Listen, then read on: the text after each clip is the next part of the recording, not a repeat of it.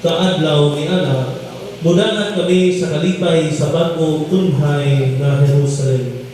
Para nangini sila Ginoo, hatagi sila sa kapiskay sa panglawas. Iiway sila sa nandautan ug sa kanunay, hatagi sila sa kalinaw. Kini among ipangayo pinaagi ni Kristo among Ginoo.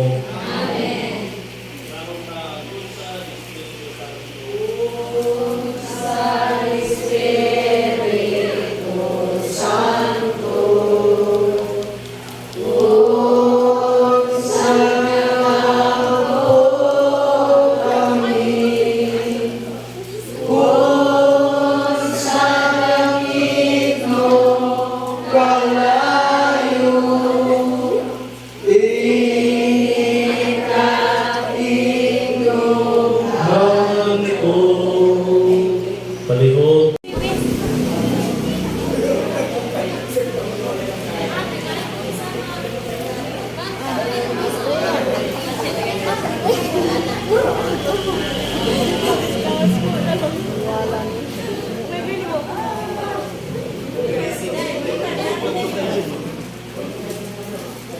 Nagagahom na ngamuyok kami kanino.